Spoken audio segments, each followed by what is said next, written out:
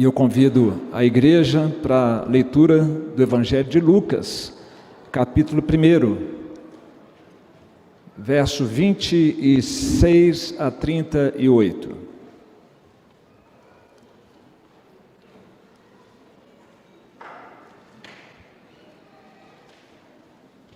Lucas, primeiro capítulo, versos 26 a 38.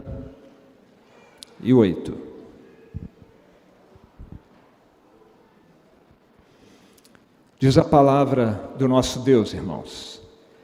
No 6º mês, foi o anjo Gabriel enviado da parte de Deus para uma cidade da Galiléia chamada Nazaré, a uma virgem desposada com certo homem, da casa de Davi, cujo nome era José. A virgem chamava-se Maria. E entrando o anjo aonde ela estava, disse: Alegra-te muito, favorecida, o Senhor é contigo. Ela, porém, ao ouvir esta palavra, perturbou-se muito e pôs-se a pensar no que significaria esta saudação. Mas o anjo lhe disse: Maria, não temas, porque achaste graça diante de Deus. Eis que conceberás e dará à luz um filho, a quem chamarás pelo nome de Jesus.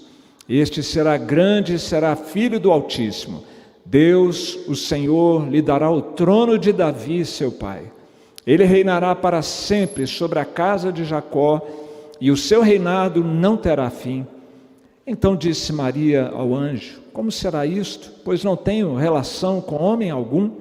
Respondeu-lhe o anjo: Descerá sobre ti o Espírito Santo, e o poder do Altíssimo te envolverá com a sua sombra. Por isso também o ente santo que há de nascer será chamado Filho de Deus. E Isabel, tua parenta, igualmente concebeu um filho na sua velhice, sendo este já o 6º mês para aquela que diziam ser estéril, porque para Deus não haverá impossíveis em todas as suas promessas. Então disse Maria: Aqui está a serva do Senhor, que se cumpra em mim conforme a tua palavra. E o anjo se ausentou dela. Senhor, nós temos o teu livro santo diante de nós e queremos pedir que o autor deste livro, teu Espírito, possa abrir nossos ouvidos, olhos, corações, para que nós compreendamos a mensagem, sejamos por ela sensibilizados e tenhamos a nossa vida impactada, Senhor, com o propósito que o Senhor mesmo traçou para esta palavra nesta manhã. É a nossa oração, em nome de Jesus. Amém.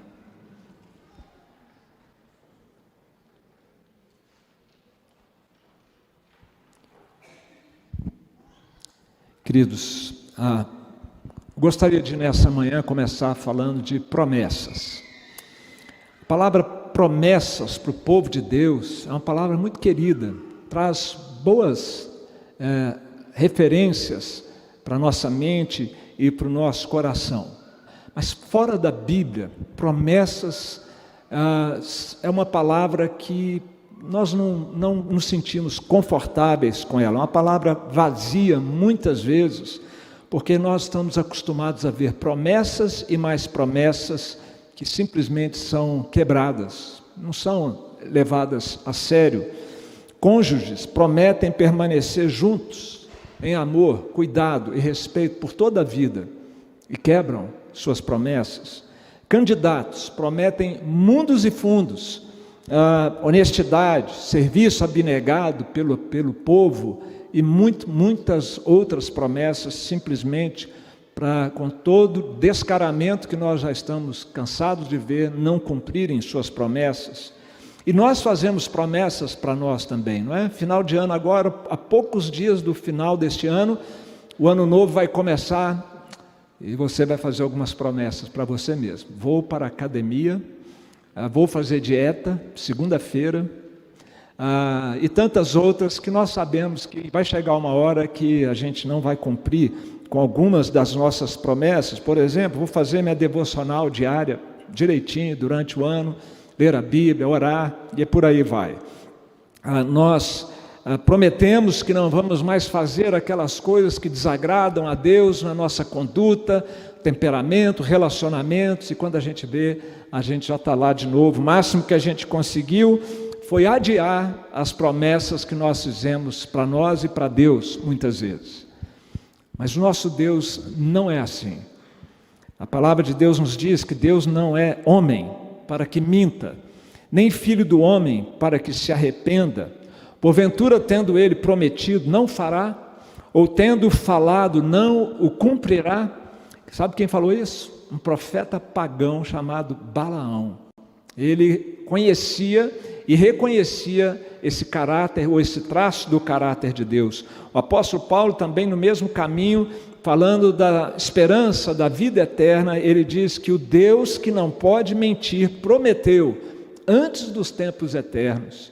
Isso na carta de Tito, e na carta aos Coríntios, Paulo diz: porque quantas são as promessas de Deus, tantas tem nele o sim, porquanto também por ele é o amém, para a glória de Deus.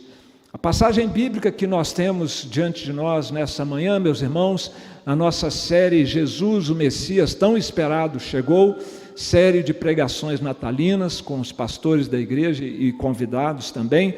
Esta série, nesta passagem de hoje, desenvolvendo esta série, nós temos uma referência a promessas de Deus, promessas específicas que Deus cumpriu na história, relacionadas com o Natal, e que lembram essa qualidade de Deus. Ele é fiel, e isso de alguma maneira deve impactar, deve afetar a nossa vida. Vamos então pensar um pouco e refletir um pouco sobre o que está aqui no texto de Lucas, o evangelho de um médico que era discípulo do Senhor Jesus Cristo. Ele começa registrando que esse episódio acontece numa cidade chamada Nazaré, na Galiléia, que é a região norte da Palestina. E ali um anjo aparece para uma jovem noiva, seria o equivalente a uma noiva nos nossos dias, só que bem mais sério, porque uma vez noiva ou desposada já era casamento, embora ainda não tivesse acontecido as núpcias. O anjo é identificado como sendo Gabriel, a noiva como sendo Maria, e o noivo da noiva, José, um carpinteiro que havia ali naquela região. E promessas de Deus foram mencionadas na fala do anjo para aquela jovem noiva. O anjo diz: porque para Deus não haverá impossíveis em todas as suas promessas. Na Nova Versão Internacional consta: pois nada é impossível para Deus. Uma promessa em especial foi trazida ao conhecimento da jovem Maria, e a realização dessa promessa iria mudar para sempre a história do mundo. Você está aqui hoje por causa dessa promessa, por causa desse encontro desse anjo com essa jovem. O que ele disse que iria acontecer e a realização daquilo que foi dito mudou para sempre a história da humanidade. E o que foi que ele disse? Eis que conceberás e darás à luz um filho, a quem chamarás pelo nome de Jesus. Esta foi a promessa do que estava por acontecer, aquilo que Deus empenhou a sua palavra, que ele faria a despeito de toda a dificuldade de uma jovem que ainda sequer tinha tido relações com o seu futuro marido. Meus irmãos, a maneira como tudo foi preparado por Deus, como foi anunciado, que nós vimos aqui, como se realizou em relação à vinda de Jesus a esse mundo, requer de nós que nós não sejamos indiferentes a estes acontecimentos. Requer de nós que nós tenhamos uma reação diante dos acontecimentos prometidos a esta jovem. E o que nós queremos então refletir ao longo desta mensagem é que o Natal nos lembra da fidelidade de Deus. Natal tem a ver com a fidelidade de Deus, um Deus que promete e cumpre o que Ele promete para o bem do seu povo. Como nós então reagiremos diante da promessa do Natal de Jesus Cristo? Eu quero propor algumas atitudes apropriadas para nós no dia a dia, todo ano, mas em especial nesse Natal de 2022. A primeira atitude que eu trago aos irmãos, para consideração dos irmãos, é que já que a promessa se cumpriu, adoremos a Jesus. O que foi prometido a Maria, irmãos? Apenas uma gravidez, apenas um filho? O texto bíblico disse que ela conceberia um filho, que ele seria grande, chamado Filho do Altíssimo, que ele teria um trono e que ele reinaria sobre o povo de Deus para todos sempre, muito mais do que um filho simplesmente. E para nós respondermos a essa pergunta, entendermos o que foi prometido ali a Maria, a gente precisa voltar um pouquinho na história, bastante, no Gênesis, voltar na história da humanidade, porque há uma ligação direta do Gênesis com o Novo Testamento, dos acontecimentos iniciais nos primeiros 3 capítulos de Gênesis, com o que está sendo relatado aqui no Evangelho de Lucas. Isso porque, meus irmãos, na abertura do livro de Gênesis, nessa sessão de abertura do livro, nós temos ali o relato de como o nosso Criador, Senhor do pacto de salvação da humanidade, que promessas e que feitos soberanos Ele fez ali naqueles momentos iniciais da nossa história. No relato inicial ali de Gênesis, nós temos a criação. Deus criou o universo. Deus criou-nos, humanidade, e nos colocou nesse seu universo criado. A humanidade se rebelou contra Deus ali naqueles primeiros momentos. Então Deus vem a Adão e Eva e Ele faz promessas e Ele realiza atos de livramento. O que vai acontecer nesses primeiros momentos da história, meus irmãos, é que Deus, por causa da rebelião e desobediência do primeiro casal, Deus amaldiçoa a humanidade. É isso mesmo. Deus a amaldiçoa a serpente, amaldiçoou a mulher, amaldiçoou o homem por causa da sua rebeldia. Dor para a mulher na gravidez é resultado dessa maldição. Suor, esforço, empenho, desgaste no trabalho faz parte da maldição de Deus. O trabalho era para ser somente prazeroso, muitas vezes é um enfado, muitas vezes é uma opressão. Mas essa maldição, meus irmãos, foi suavizada com a promessa que Deus fez. A promessa de um Redentor, que viria no tempo, na plenitude dos tempos, e ele venceria o tentador, que foi o grande artífice da queda humana, Satanás, que Deus enviaria um Redentor, que iria restaurar todas as coisas e acabar com a dor, acabar com o suor, acabar com o pecado e com a maldade no nosso mundo. Gênesis, no seu início, traz ao mesmo tempo que a explicação de por que as coisas deram errado nesse mundo, por que as coisas estão como estão. Gênesis também nos fala de esperança para o futuro. Quando Deus fala com a serpente ou com Satanás, disse o Senhor Deus à serpente: porém inimizade entre ti e a mulher, entre a tua descendência e o seu descendente, este te ferirá a cabeça e tu lhe ferirás o calcanhar. De uma maneira ainda embrionária, Deus anuncia o Evangelho.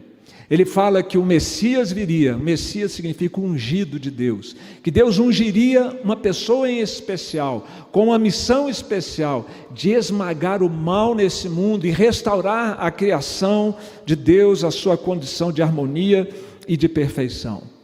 Quando tudo parecia perdido, meus irmãos, quando o casal estava prestes a ser expulso da presença de Deus, expulso dessa morada idílica em que eles viviam, tendo tudo do bom e do melhor, quando eles estavam para experimentar os tormentos de uma vida longe de Deus, Deus antecipou-se e lhes deu uma mensagem, uma palavra de esperança em meio ao caos.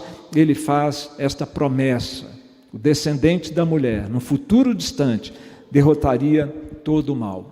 Se você e eu estivéssemos lá na pele de Adão e Eva, e nós estávamos representados, mas nós não vivemos aquele momento, mas se tivéssemos vivido, essas palavras de Deus cairiam como um bálsamo no nosso coração.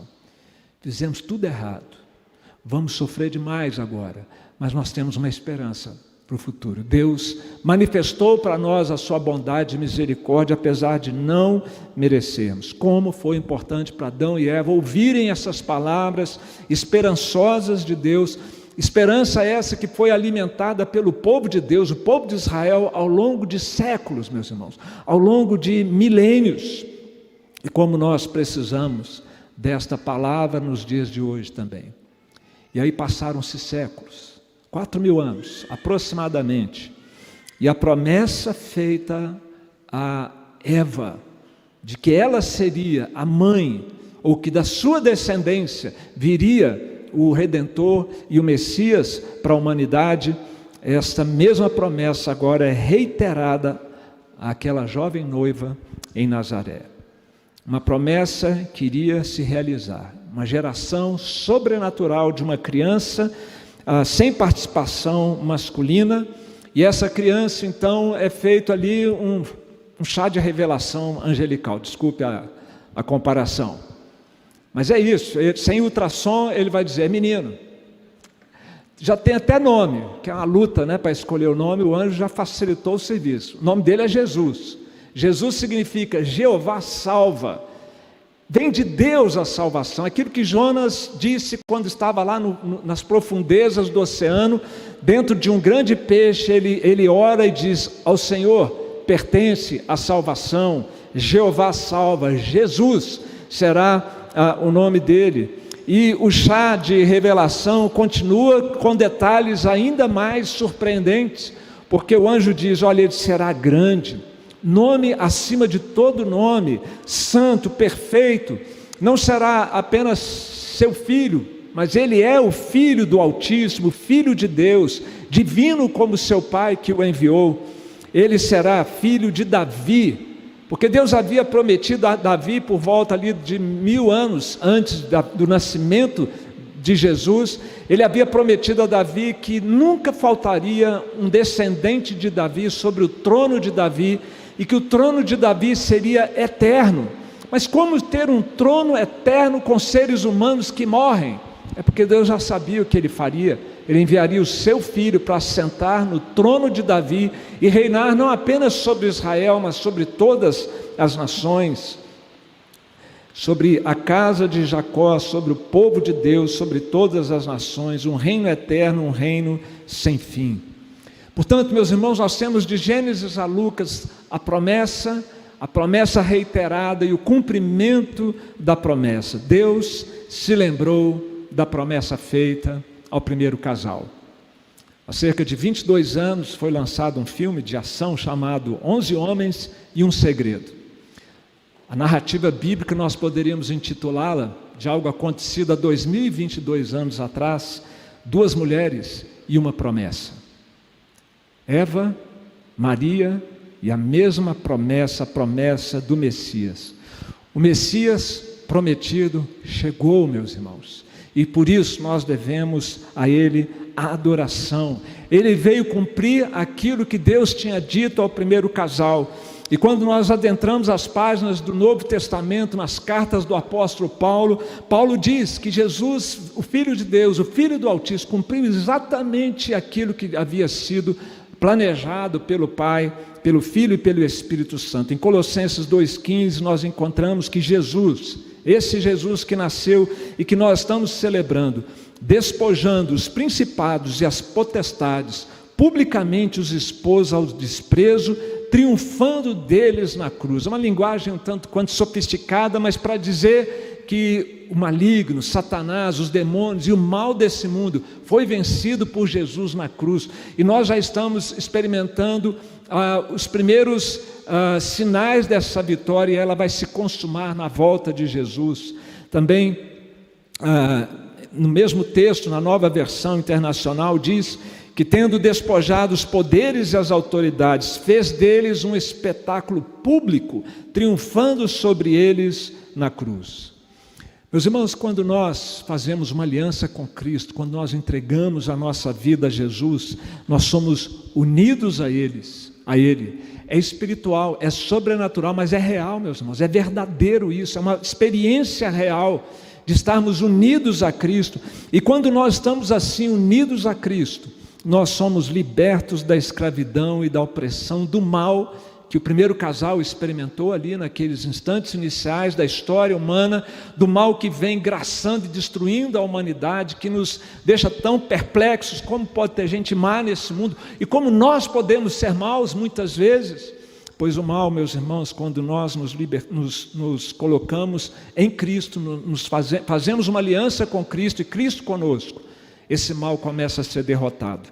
O apóstolo Paulo diz também na mesma carta aos Colossenses que Jesus nos libertou do império das trevas e nos transportou. Deus fez isso para o reino do Filho do seu amor, no qual nós temos a redenção, a remissão dos pecados. Homem nenhum vai dar conta de acabar com o mal nesse mundo. Jesus veio para isso. Já começou a vitória sobre o mal nesse mundo, e nós veremos essa vitória de Jesus plenamente espraiada, mostrada, exibida aos olhos de toda a humanidade muito em breve.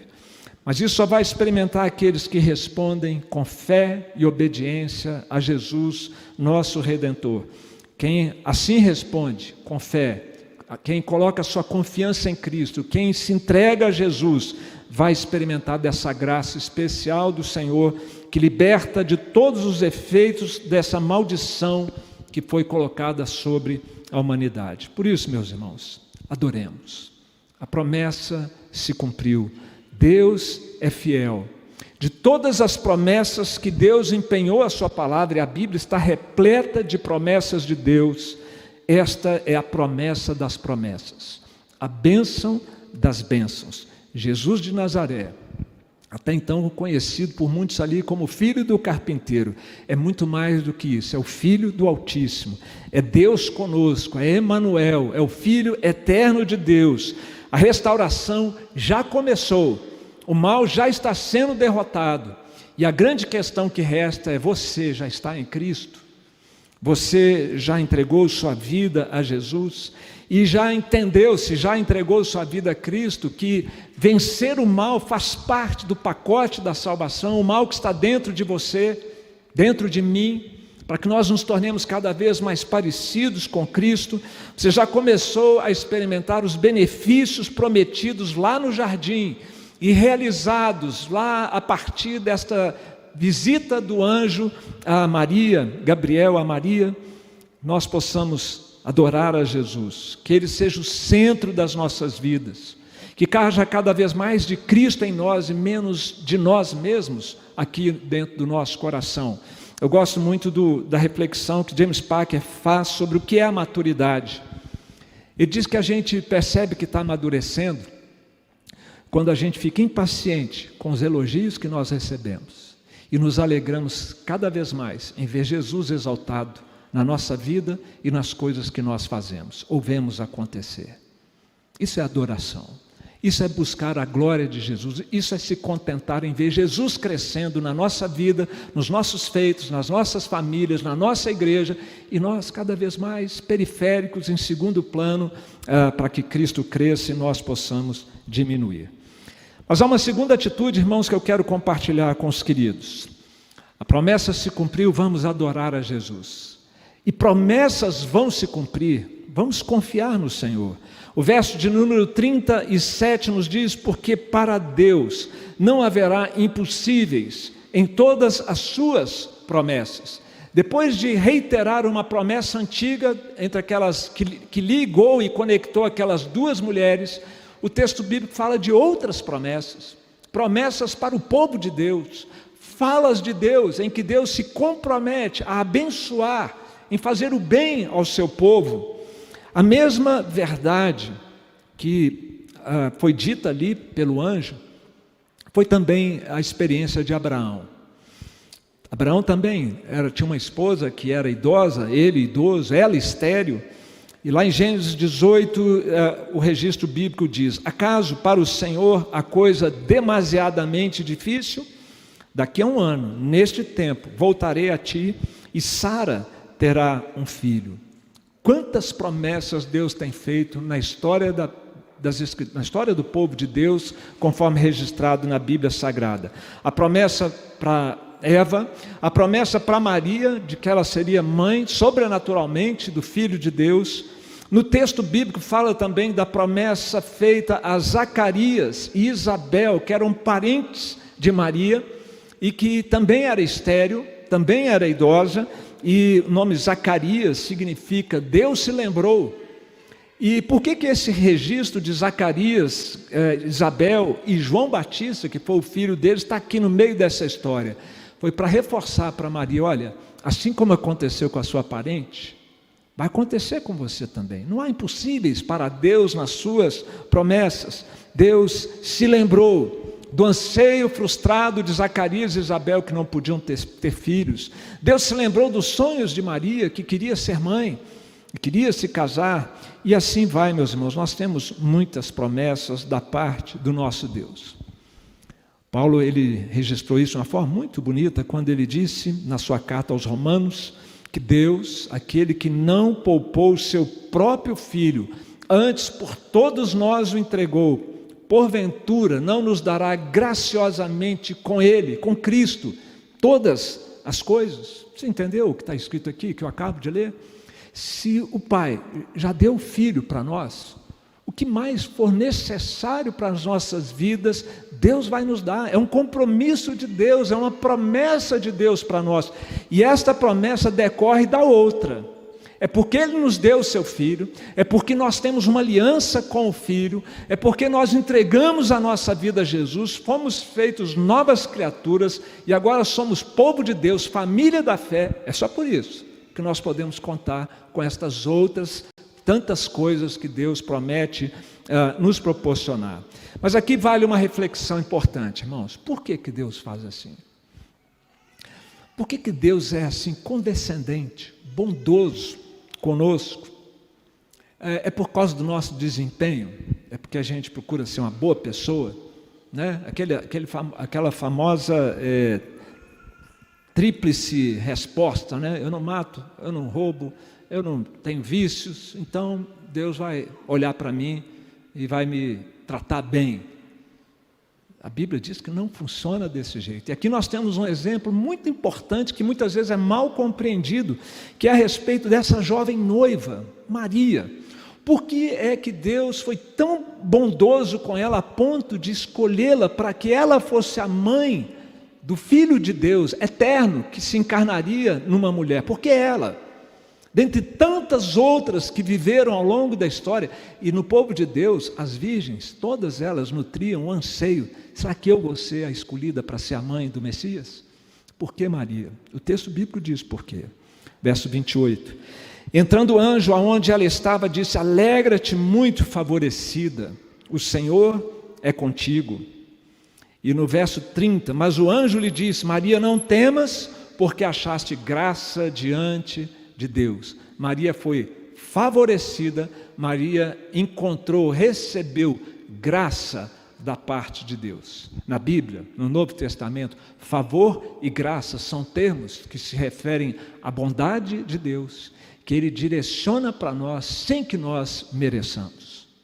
E porque nós recebemos esse favor de Deus e essa graça de Deus, nós começamos a aprender a viver de modo agradável a Deus. E assim Maria foi escolhida porque ela recebeu graça de Deus e era uma mulher crente, fiel a Deus, consagrada ao Senhor. Não porque ela fosse perfeita, não tivesse pecados. Todo ser humano nasce pecador e vive pecador até a morte. Mas em alguns, a graça de Deus age de tal maneira que os pecados são minimizados.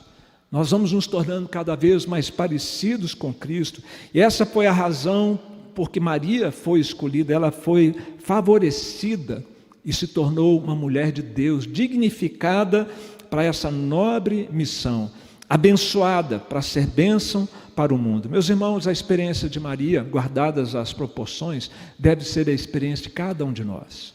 Experimentar a bondade de Deus, porque Deus é gracioso, porque Deus nos favorece, ainda que não mereçamos. Essa é a palavra encorajadora do salmista, quando ele diz: ó, provai e vede que o Senhor é bom, bem-aventurado que nele se refugia.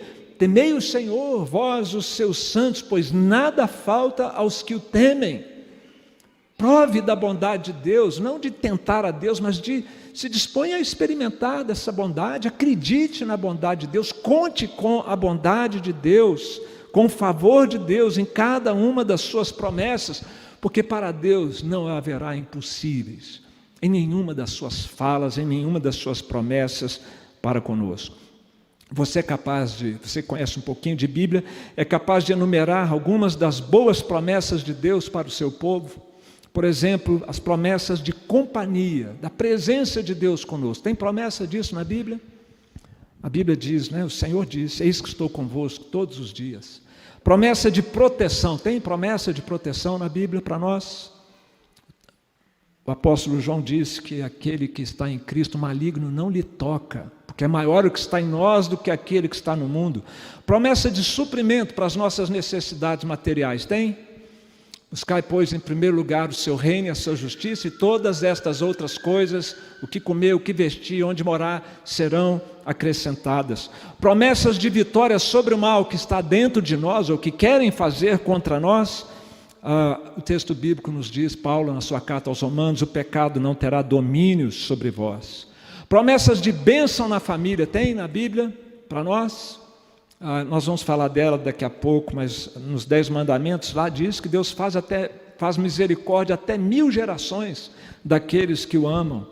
E respostas às orações que fazemos confiantes no Senhor. Temos promessas disso, de que Deus vai responder nossas orações?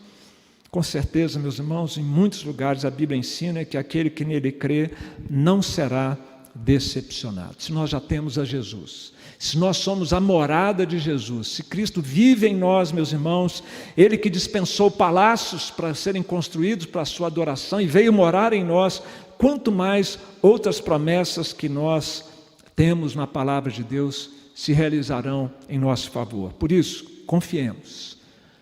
Outras promessas se cumprirão, porque para Deus não haverá impossíveis em todas as suas promessas. O que for para o nosso bem e para o propósito de Deus na nossa vida, Deus vai cumprir, sendo que a maior de todas nós já recebemos, que é Cristo em nós.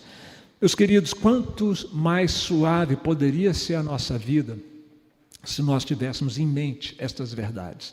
Se Cristo vivesse em nós, se nós tivéssemos uma aliança com Cristo, se nós realmente confiássemos e descansássemos nesta palavra de Deus, de que o Senhor tem uma aliança conosco, de que Ele vive em nós e de que Ele promete cuidar do seu povo, o fardo seria muito mais fácil de nós levarmos no nosso dia a dia, meus irmãos. Onde a ansiedade, para quem vive dessa maneira? Onde o desespero? Onde a tristeza aguda?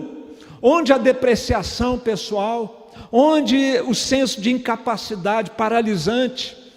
Graça, amor e poder de Deus estão apontados na nossa direção, meus irmãos. Se temos com Cristo uma aliança. E o Natal nos lembra disso, da fidelidade de Deus, que cumpriu a promessa e por isso devemos adorá-lo, que cumpre as suas promessas e por isso devemos confiar nele. E por isso, por último, meus irmãos, uma terceira atitude que nós encontramos aqui no texto, muito importante, muito abençoadora, é que já que o nosso Deus é fiel, sirvamos a Jesus. Então disse Maria, verso 38, aqui está a serva do Senhor, que se cumpra em mim conforme a tua palavra. E o anjo se ausentou dela. Eu sei de uma história real muito bonita que aconteceu há uns anos, de uma jovem crente que tinha um compromisso pessoal com Jesus, solteira, e que estava apreensiva em relação a casamento e filhos. Ela se perguntava, mas será que eu vou poder realizar esse sonho que eu tenho de casar, de ser mãe? E uma preocupação legítima, porque nos dias maus que nós temos vivido, não está fácil encontrar, formar casais de jovens comprometidos com Cristo e com o seu reino.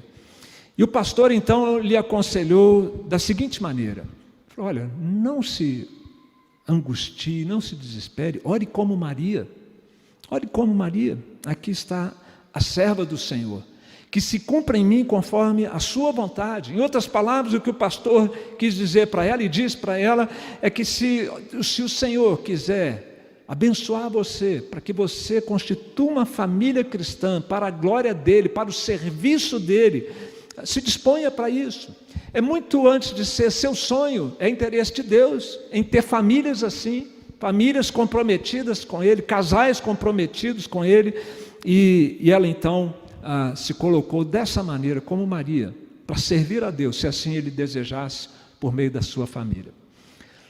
Hoje ela está casada e alegre mãe de filhos, e ela encarou o casamento e a maternidade como um serviço ao Senhor. Moral cristã, meus irmãos, do que aconteceu com Maria, exemplificado agora nesse último exemplo, é que não se trata de nós, mas de Jesus e dos seus propósitos para nós. Os nossos sonhos, os nossos anseios, as nossas lutas, não se trata de você, dos seus projetos, daquilo que você almeja alcançar e não está conseguindo. É o plano de Deus. O que Deus tem planejado para você? Se coloca na mão dEle. O que for propósito de Deus, Ele vai ajudar você a enfrentar o que precisar enfrentar. Porque não se trata de nós. De novo, a vida fica muito mais leve, queridos, quando nós vivemos dessa maneira, não tentando remar com o nosso braço para realizar aquilo que nós pretendemos, mas nos dispondo nas mãos do Senhor. E o que eu vou dizer agora, eu queria pedir que você não ouça com ouvidos contaminados pelo machismo nem pelo feminismo. A mulher foi a porta de entrada da maldição no mundo. Ela foi corresponsável com o homem na queda, mas ela foi a porta de entrada. E o homem é quem foi chamado à responsabilidade diante de Deus. Ele falhou assim terrivelmente em não assumir suas responsabilidades, não proteger sua esposa, não impedir a queda. O apóstolo Paulo, ele deixa isso claro na sua carta a Timóteo, quando ele diz, em 1 Timóteo 2:13 em diante, que primeiro foi formado Adão, depois Eva. Ele está aqui defendendo a autoridade masculina na família, na igreja, na sociedade.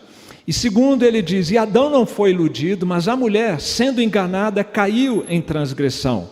Todavia, será preservada através da sua missão de mãe, se ela permanecer em fé e amor e santificação com bom senso.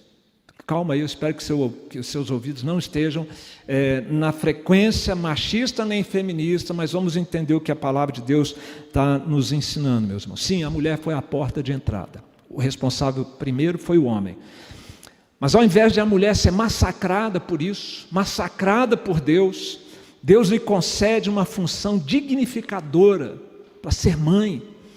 Uma missão restauradora do seu papel histórico, que inicialmente foi desastroso, mas que agora se tornaria glorioso, pela geração de filhos para Deus. Por isso os casais crentes deveriam ter filhos, ter coragem, disposição de ter filhos, e fazer isso como realmente uma missão de Deus, que restaura o papel da mulher na história da humanidade. E quando se trata então de Gênesis 3,15, quando se trata então da maternidade específica daquela que seria mãe do Messias, a coisa fica ainda mais bonita, meus irmãos, porque Deus faz uma promessa que envolveria a mulher. Esta que deu o passo inicial da queda, seria um instrumento de Deus para fazer acontecer o plano redentor de Deus para a humanidade. E foi Maria, a futura mãe do Messias, quem teve esse privilégio. Maria não tinha a visão do quadro geral, ela talvez não, com certeza, não conseguia enxergar tudo isso que a palavra de Deus nos revela, mas ela sabia no seu coração que podia confiar em Deus, que Deus é fiel, e ela se dispôs, ao contrário de Eva, a obedecer e a servir aos propósitos do seu Criador. Aqui está a sua serva. Meus irmãos, que dia glorioso, histórico, foi aquele em Nazaré da Galileia. Séculos depois, milênios depois, Deus fala com uma outra mulher, e Ele fecha o ciclo. Ele fecha o ciclo daquela ferida aberta na feminilidade das mulheres de todos os tempos. Duas mulheres e uma mesma promessa. Maria tinha sonhos, queria casar, queria ter filhos, com certeza, e Deus tinha um propósito de usá-la para trazer salvação à humanidade, o Salvador do mundo. E diante de tamanha promessa, Maria se comprometeu e se dispôs a servir ao Senhor. E é importante notar que ela fez isso até o último suspiro do seu filho, lá na cruz. Ela estava aos pés da cruz, servindo ao seu filho, chorando pelo que estava acontecendo com ele. Nós vamos encontrar na Bíblia, meus irmãos, variações do mesmo tema. Assim como Maria se dispôs, Isaías, na visão que teve de Deus, disse: eis-me aqui, usa-me a mim. Ele diz isso ao Senhor. Jesus, o filho de Maria, o filho altíssimo do Deus eterno, ele também, diante da sombra da cruz que se projetava sobre ele ali no Getsêmani, ele disse: não se faça a minha vontade, sim a tua. Paulo se apresentava nas suas cartas como escravo de Cristo, alguém com a sua vontade rendida a Jesus. Tudo isso, meus irmãos, para que nós possamos então glorificar a Deus. Não se trata de nós, não se trata dos nossos interesses, nós somos periféricos, e quanto mais facilmente enxergarmos isso, melhor será a vida para nós, meus irmãos. Nós temos recebido e receberemos tudo o que nós precisarmos da parte de Deus. Ele prometeu, para que nós tenhamos uma vida útil, para que nós sejamos frutíferos, tenhamos uma vida santa para a glória do nosso Deus. O nosso lema de vida deveria ser aquele que Paulo então estabelece na carta aos Colossenses: a Cristo o Senhor é que estáis servindo. Isso deveria nos fazer pensar então como nos relacionamos na família, na igreja, no trabalho, na sociedade de modo geral. É a Cristo o Senhor que você está servindo? Nós fomos unidos a Cristo, meus irmãos, como um corpo. Cristo é o cabeça, isso não é faz de conta, isso é verdade. Nós estamos unidos a Cristo, nós estamos unidos uns aos outros espiritualmente, como um corpo, para servir a Jesus nesse mundo, meus queridos, para nos edificarmos juntos e juntos sermos sal e luz no mundo. Um Deus tão fiel assim, meus queridos, requer de nós que nós possamos servi-lo. Ele nos prometeu salvação e Ele cumpriu. Ele nos prometeu restauração e Ele está cumprindo, e Ele começou uma boa obra que vai cumpri-la até o dia de Cristo. Ele vai completar essa obra. Deus é fiel. Ele nos promete bênçãos para capacitar-nos a cumprir seus propósitos, e Ele tem cumprido sempre. O Senhor é meu pastor, nada me faltará. Portanto, sirvamos ao Senhor. Sirvamos a Jesus. Você já fez esse voto a Cristo? O voto de: está aqui, Senhor, a minha vida é sua, os meus bens são seus, tudo que eu sou, tudo que eu tenho pertence ao Senhor. Dispõe de mim, Senhor, da maneira como o Senhor quiser. Aqui estou eu como teu servo, faça o que quiser de mim e da minha vida. Você já fez essa oração e a tem renovado diariamente no seu dia a dia? Qual é o grande projeto da sua vida? Viver para você, ter uma vida boa, aposentar, viajar, ter posses, ter bens, ou viver para satisfazer a vontade do Senhor na sua vida, ainda que essas coisas sejam presentes, se assim Deus desejar. Em que base você gerencia os seus bens e os seus recursos? Com avareza, com desobediência à palavra de Deus, ou com fidelidade nos dízimos, generosidade nas suas ofertas?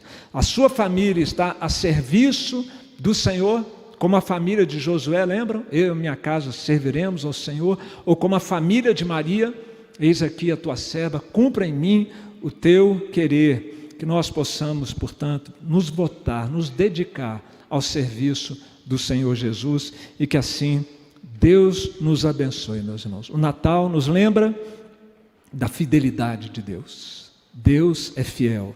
Adoremos o Messias, que Ele seja o centro da nossa vida.